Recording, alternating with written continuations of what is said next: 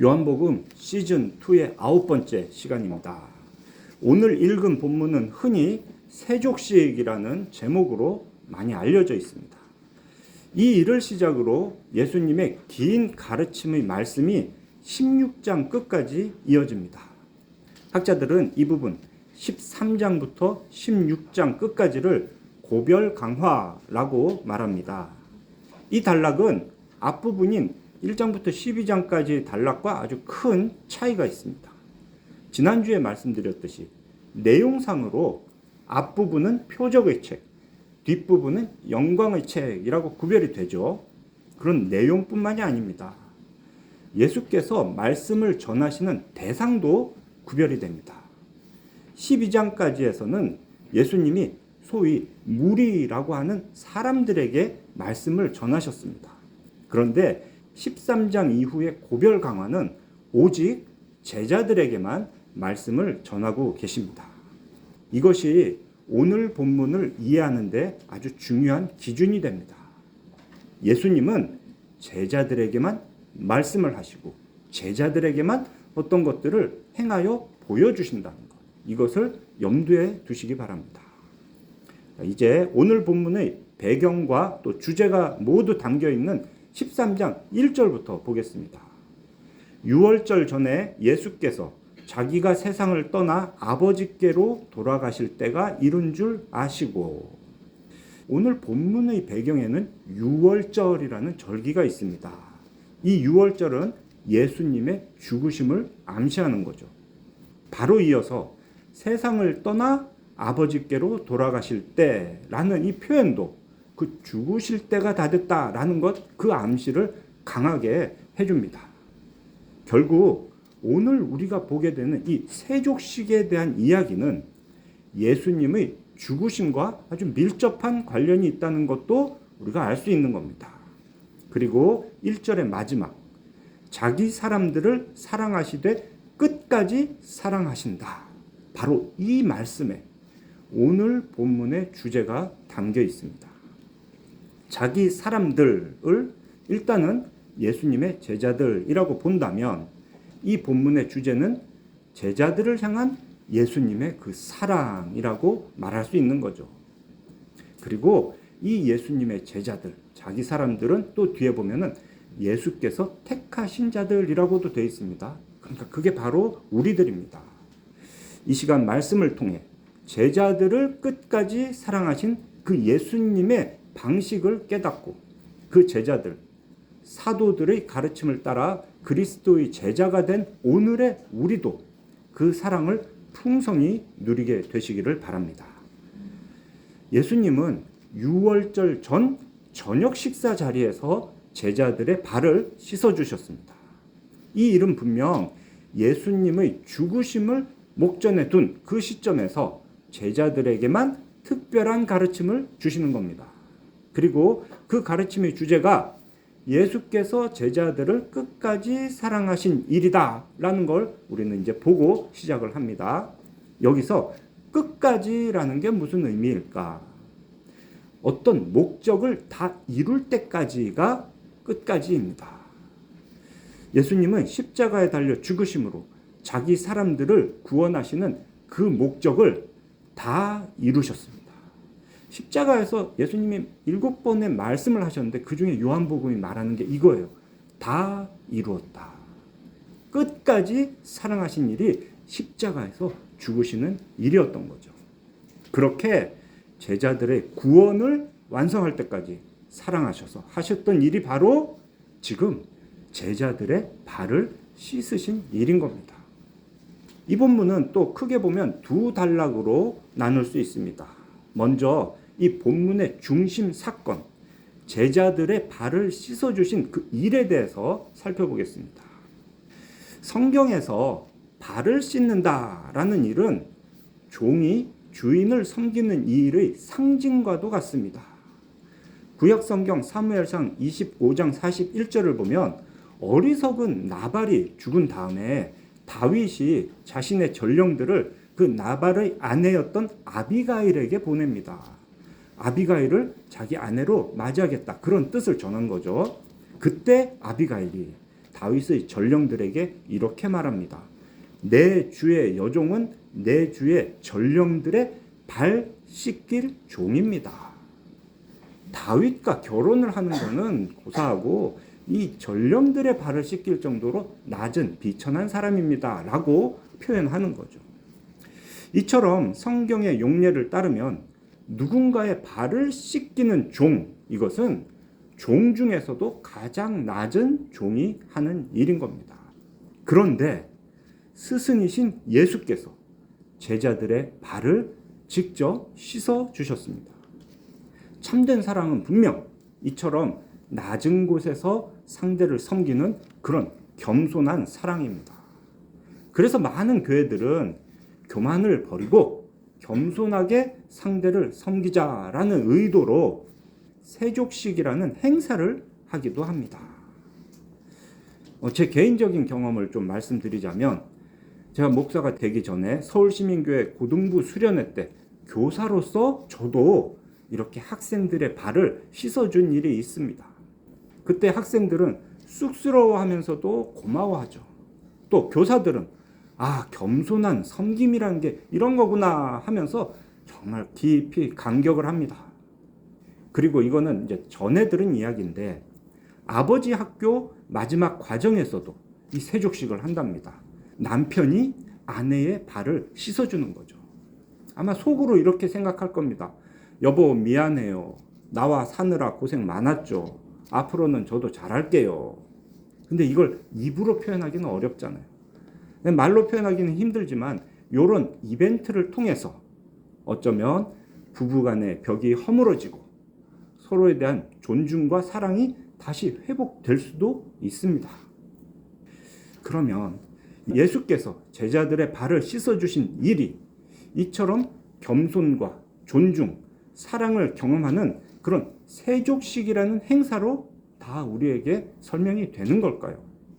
분명 교사와 학생 사이에 또는 남편과 아내의 관계에서 이런 행사는 끝까지 사랑하신다는 그런 예수님의 의도와도 잘 맞는 것 같긴 합니다.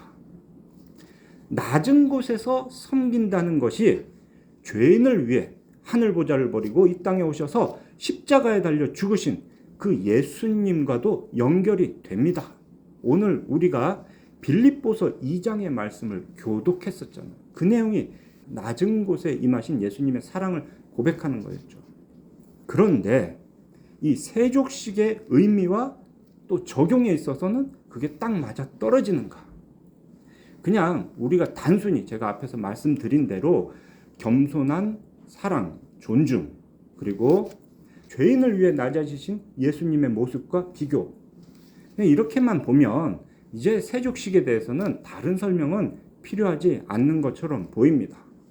그런데 저에게는 이렇게 생각하기에는 두 가지 질문이 생깁니다. 첫째, 예수님이 제자들의 발을 씻기신 일이 어떻게 제자들의 구원을 완성하는, 끝까지 사랑하는 일이 되는 걸까? 두 번째, 그러면 오늘날의 교회는 어떻게 하는 것이 예수님의 본을 따르는 일일까? 예수님이 나의 본을 따라 너희도 하라 하셨으니까.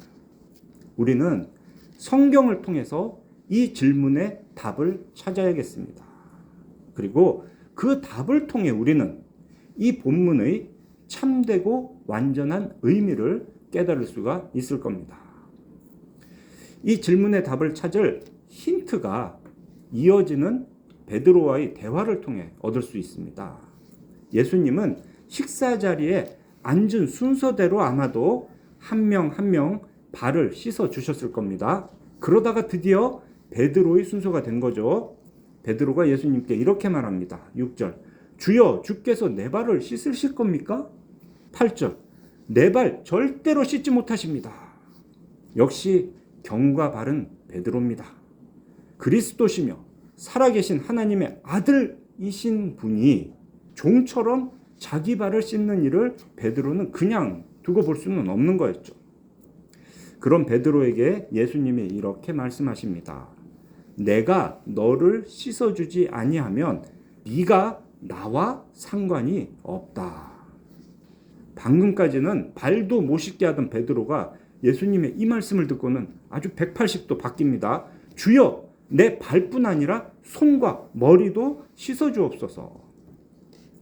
이렇게 욕심을 부리는 베드로에게 예수님이 중요한 말씀을 해주십니다. 10절, 이미 목욕한 자는 발밖에 씻을 필요가 없느니라. 온 몸이 깨끗하니라. 그리고 이렇게 덧붙이시죠. 너희가 깨끗하지만 전부는 아니다. 유대인들에게 물로 발을 씻는 행위는 단순히 발에 묻어있는 더러운 먼지를 닦아내는 그런 위생적인 행동이 아닙니다. 두 가지 의미가 있는데, 첫째는 종교적인 정결 예식이죠. 제사장이 회막에 들어가기 전에 물두멍의 물로 자신의 손과 발을 닦습니다. 그 일이 정결하게 하는 거예요. 또 유대인들은 밖에 외출하고 돌아오면 반드시 손과 발을 물로 씻었습니다. 첫 번째 표적인 가나 혼인잔치에서 포도주로 변한 물이 바로 그런 정결 예식을 위한 물이었다는 거 다들 기억하시죠? 이와 같은 정결 예식은 위생을 위한 일이 아니고요. 세상에서 묻은 부정을 제거한다라는 그런 의미로 종교적이고 의례적인 행위인 겁니다. 이 물로 발을 씻는 두 번째 의미는 손님에 대한 환대의 의미도 있습니다. 창세기 18장 4절에서 아브라함은 자신을 찾아온 3명의 방문객, 천사였죠. 이 3명의 손님들에게 이렇게 말합니다. 물을 조금 가져오게 하셔서 당신들의 발을 씻으시고 나무 아래서 쉬소서. 이어지는 19장 2절 보면 아브라함의 조카 롯도 그 방문객들에게 이렇게 말하죠. 내 주여, 돌이켜 종의 집으로 들어와 발을 씻고 주무시고 일찍이 일어나 갈 길을 가소서. 누가복음 7장 44절 보면 예수님은 자신을 집으로 초대한 바리새인 시몬에게 이렇게 말씀하십니다. 너는 내게 발 씻을 물도 주지 않았다 라면서 눈물로 예수님의 발을 씻은 그 여인과 비교했죠. 그렇게 환대의 의미가 발 씻는 행위에 또 들어 있습니다. 그렇다면 지금 예수께서 제자들의 발을 씻은 일은 무슨 의미가 있을까요? 유대인들에게 그런 일반적인 의미, 정결 예식이나 환대라고는 볼 수 없습니다. 만약에 이 일이 정결이나 환대의 의미라면 예수님은 아마도 이 제자들과 함께 집에 들어오자마자 그 발을 씻어 주셨을 겁니다. 그런데 예수님은 오늘 본문의 시작에서 알듯이 저녁 먹는 중에 식사하다가 말고 일어나서 발을 씻어 주신 겁니다. 결국 이 일의 의미는 정결도 아니고 환대도 아니고 10절의 말씀을 통해서 생각해 볼 수 있는 겁니다. 너희는 이미 목욕을 해서 깨끗하다. 그러니까 발만 씻으면 된다. 베드로를 비롯한 이 제자들이 언제 목욕을 했을까요? 그들이 깨끗하다는 것이 무슨 의미일까요? 요한복음에서 깨끗하다라는 단어는 그렇게 많이 쓰이진 않아요. 오늘 이 13장 단락 말고는 딱 한 번 15장 2절과 3절에서 사용이 됩니다. 포도나무 비유로 유명한 본문이죠. 거기에 이렇게 되어 있습니다. 너희는 내가 일러준 말로 이미 깨끗하여졌다라고요. 농부인 아버지는 열매를 맺지 아니하는 가지는 잘라버리시고 열매를 맺는 가지는 더 열매를 많이 맺도록 깨끗하게 하신다 하시면서 하신 말씀이 너희는 내가 일러준 말로 이미 깨끗해졌다입니다. 예수님의 제자들은 예수님의 말씀으로 이미 깨끗해졌던 겁니다. 여기서 우리는 목욕이 뭔지, 발을 씻는 일이 뭔지 참된 의미를 알 수 있습니다. 제자들은 이미 예수님의 말씀으로 깨끗해졌습니다. 이것은 단순히 그런 정결, 부정이 제거됐다라는 의미가 아닙니다. 근본적인 죄의 씻음, 거듭남, 중생을 말하는 겁니다. 교리적인 용어로 칭의인 거죠.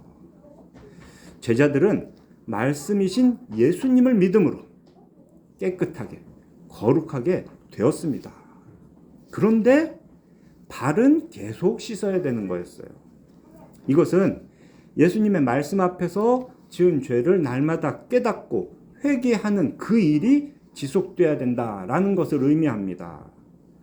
이것을 교리적인 용어로 말하면 성화의 과정인 거죠. 단번에 칭의 그리고 지속적인 성화, 이 두 가지 모두 예수님의 말씀을 통해서 이루어지는 겁니다.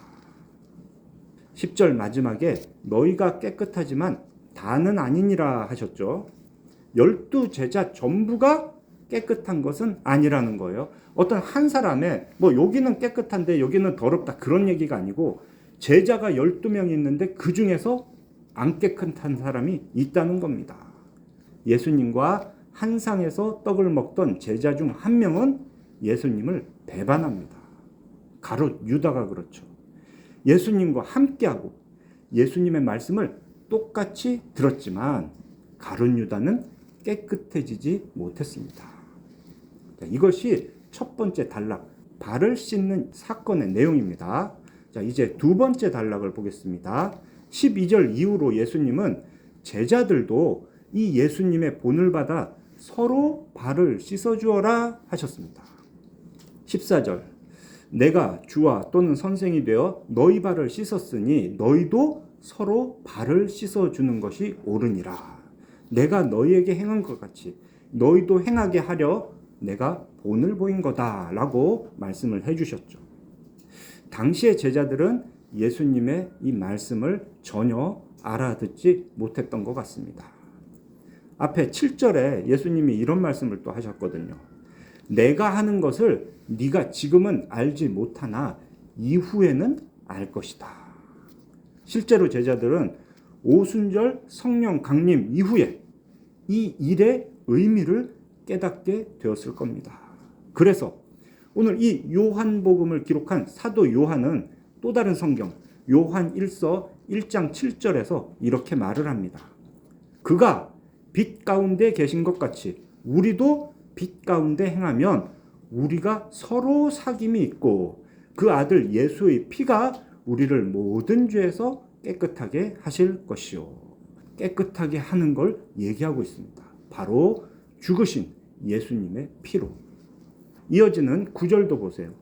만일 우리가 우리 죄를 자백하면 그는 미쁘시고 의로우사 우리 죄를 사하시며 우리를 모든 불의에서 깨끗하게 하실 것이요.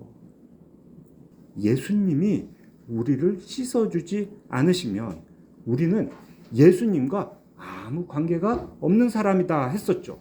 그 관계가 사귐의 관계거든요. 감사하게도 우리는 예수님의 말씀을 듣고 믿어서 예수님과 깊은 사귐의 관계를 맺습니다. 그리고 예수님 안에서 우리 성도들도 그런 깊은 사귐의 관계를 맺었습니다. 그때 십자가에서 흘리셨던 그 예수님의 피가 우리를 모든 죄에서 깨끗하게 하신다. 사도 요한이 요한 1서에서는 이제 이 얘기를 하고 있습니다. 그렇게 깨끗하게 된 후에도 우리는 여전히 죄를 짓죠. 그때는 회개하면 되는 겁니다. 우리 죄를 고백하면 그는 의로우사 우리 죄를 사하여 주십니다. 모든 불의에서 깨끗하게 하십니다. 성령님의 역사로 사도 요한은 그때 자기가 경험했던 그 예수님이 자기 발을 씻어주셨던 일의 의미를 온전히 깨달았던 겁니다. 그리고 이 복음이 성경으로 기록되어서 오늘의 우리에게까지 전해지고 있습니다. 그러니 제자들이 이 물로 발을 씻어주신 예수님의 본을 따른다는 것은 자기들도 때가 되면 대야에다 물을 받아서 서로 발을 씻어주는 게 아닌 겁니다. 우리를 위해 십자가에 달려 죽으신 그 예수님의 말씀을 서로 전하는 것, 이것이 서로 발을 씻어주는 겁니다. 그 말씀의 능력으로 제자들은 죄가 용서되고 깨끗해집니다. 오늘날은 그 사도들의 가르침을 따르는 목사들이 바로 그 일을 합니다.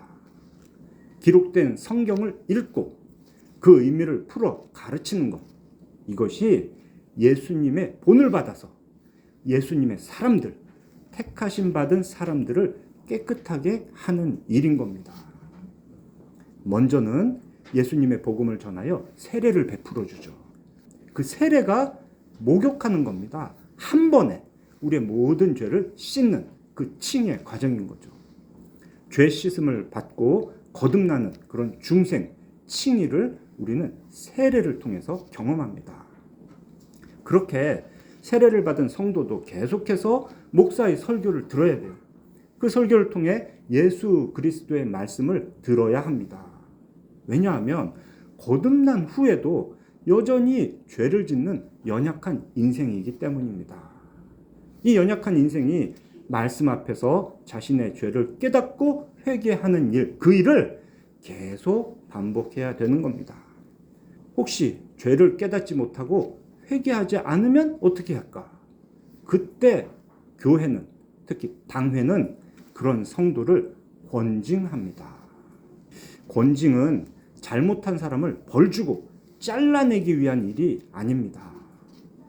설교와 성례를 통해서 구원의 은혜가 전해지는 그 과정을 보호하는 아주 중요한 제도가 권징입니다. 죄를 깨닫지 못하고 회개하지 않는 성도를 그냥 두는 것, 그 일이 그 사람을 더 망하게 하는 겁니다. 자기 사람을, 택하신 백성을 끝까지 사랑하시는 예수님의 의도에 가장 잘 맞는 제도가 바로 권징인 거죠. 그렇게 성도의 깨끗함을 이루어가는 것이 성화의 과정입니다. 이 모든 것은 오순절 성령 강림 이후 세상에 세워진 교회 안에서 이루어집니다. 죄사함을 받고 영생을 얻는 것이 구원인데요. 칭의의 구원, 또 성화의 구원 모두 오직 하나님의 은혜로만 이루어진다는 거 우리는 다들 잘 알고 계시죠.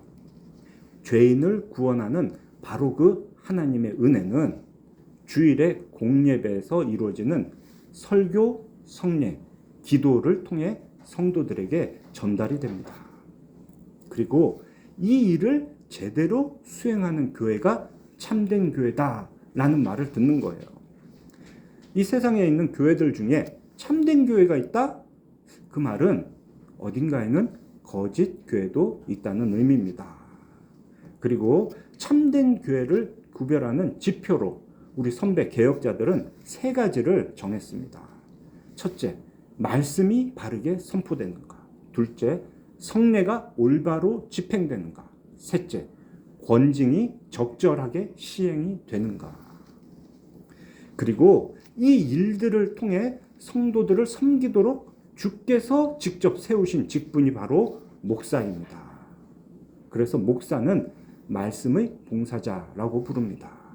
그 말씀도 좀 세분화해 보면은 귀에 들리는 설교, 그리고 눈에 보이는 성례이죠. 그러니 이제 좀 더 구체적으로 말하면 목사는 설교와 성례의 봉사자다라고 말하는 것이 옳습니다. 우리 고신 헌법에서는 목사를 이렇게 정의합니다. 목사는 노회의 안수로 장립을 받아 그리스도의 복음을 전하며 성례를 집행하며 교인을 축복하며 장로와 협력하여 교회를 치리하는 자이다. 앞서 제가 참된 교회를 구별하는 지표 3개, 설교, 성례, 권징 3가지를 말씀드렸죠. 그리고 이 3가지 일에 교인을 축복하며 그 축복하는 일을 더해서 목사의 정의를 이렇게 우리에게 알려주고 있습니다. 그 축복하는 일은 예배 끝나면 마지막에 이렇게 손 들고 하는 축도라는 거 있잖아요. 그게 사실은 강복 선언인 거죠. 하나님의 복을 그냥 여러분들께 선포하는 거예요. 기도하는 게 아닙니다. 축복하는 일은 분명 기도도 있죠. 그 일이 바로 목사와 장로가 교대로 돌아가면서 하는 소위 대표기도, 목회 기도입니다.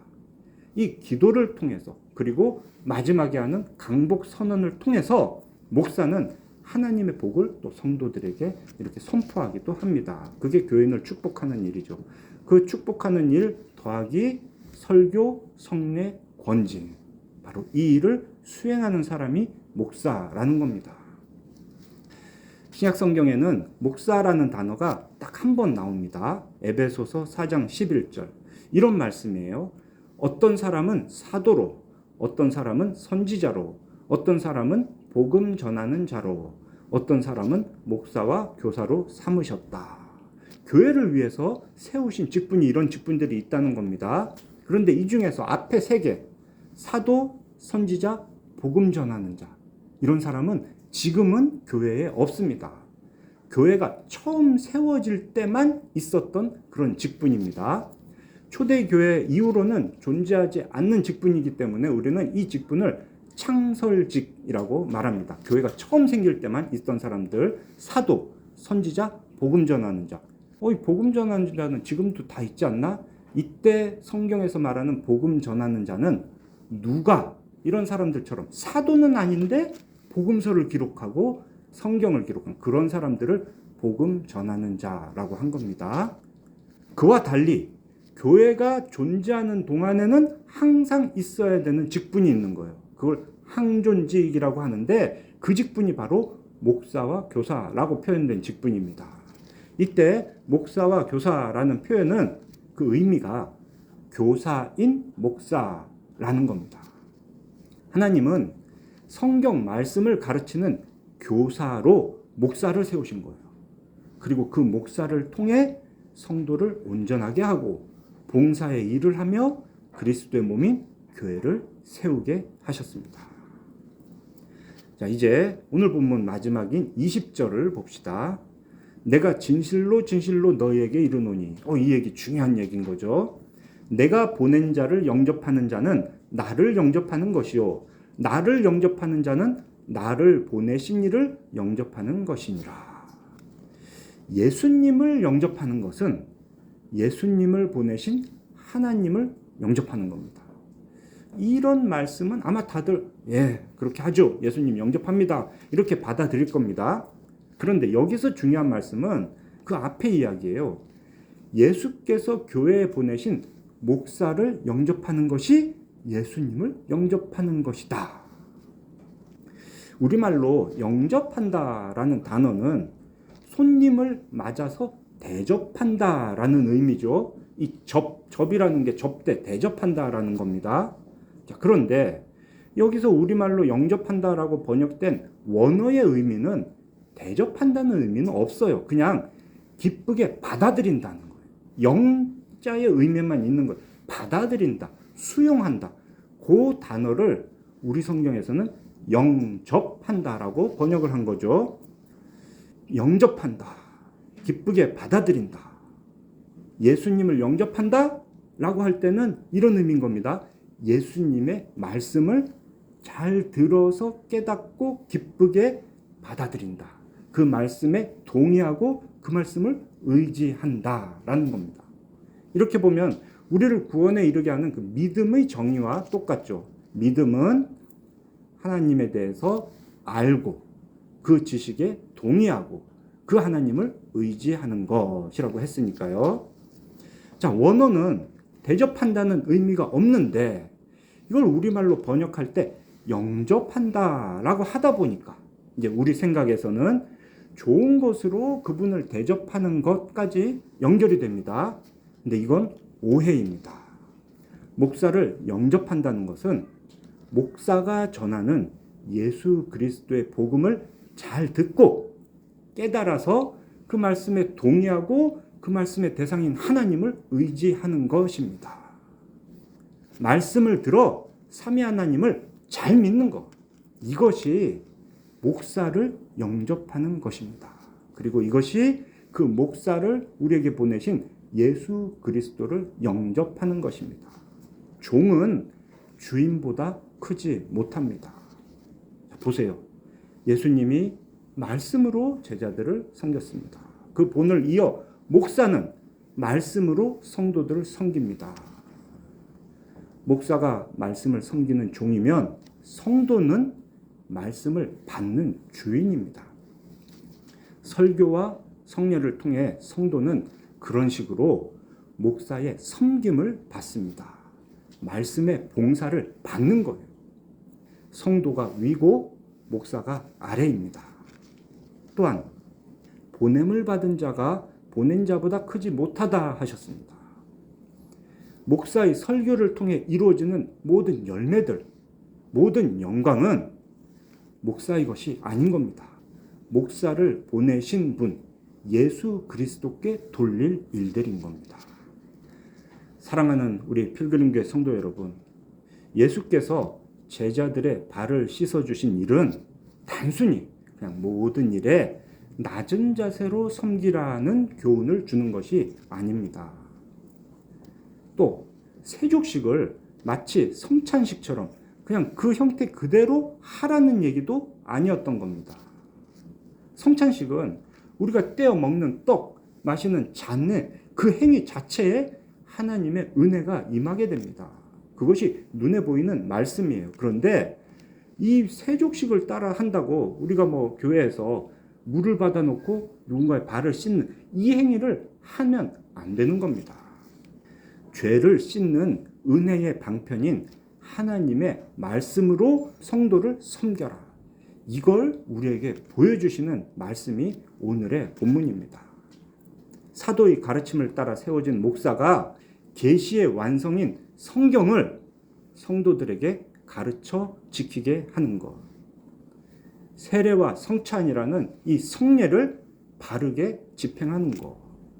그것이 자신의 사람들, 택하신 백성을 끝까지 사랑하시는 예수님의 의도를 바르게 따르는 겁니다. 예수께서 십자가의 피와 죽음으로 이루신 구원의 은혜를 예수님의 사람들에게 끝까지 전달하는 방식인 겁니다. 이 말씀은 또 목사와 성도 두 입장의 모두에게 아주 중요한 원칙을 제공해 줍니다. 먼저 목사에게 적용할 원칙입니다. 목사는 설교 중에 오직 예수 그리스도의 복음만을 바르게 전해야 합니다. 오실 예수 그리스도에 대한 계시와 약속인 구약 성경 전체를 전해야 되고요. 오신 예수 그리스도에 대한 계시와 또 다시 오실 예수 그리스도에 대한 약속이 담겨 있는 신약 성경 전체를 성도들에게 가르쳐야 합니다. 목사가 또 가르치는 선생이라 해서 배우는 성도들 위에 있는 것도 아닙니다. 예수님의 본을 따르는 목사는 성도들의 아래에서 섬기는 직분입니다. 그러니 목사는 결코 성도들 위에 군림해서는 안 됩니다. 목사는 성도들에게 대접을 받아서도 안 됩니다. 일꾼이 그 삭슬 받듯이 말씀을 섬기는 일을 계속할 수 있도록 필요한 생활비를 받기만 하면 그만인 겁니다. 이 말씀을 또 성도님들께도 적용할 점이 있죠. 목사가 전하고 행하는 그 설교와 성례를 여러분들은 기쁘게 받으셔야 합니다. 그게 영접하는 거예요. 사도행전 17장 11절에 베레아 사람들처럼 목사의 설교를 간절한 마음으로 듣고 이것이 그런가 하여 날마다 성경을 살펴 확인하셔야 됩니다. 그렇게 말씀을 스스로 읽으시고 그 말씀 안에 계시되는 삼위 하나님을 온전히 의지하는 것이 말씀의 봉사자로 목사를 보내신 예수 그리스도를 영접하는 것입니다. 공예배의 설교와 성례와 기도를 통해 전해지는 은혜는 그리스도의 사랑입니다. 자기 사람을 끝까지 사랑하시는, 택하신 백성을 끝까지 사랑하시는 그리스도의 사랑. 말씀의 봉사자인 목사의 섬김을 통해 택하신 백성을 끝까지 사랑하시는 예수 그리스도의 은혜를 충만히 누리시기를 삼위일체 하나님의 이름으로 축원합니다.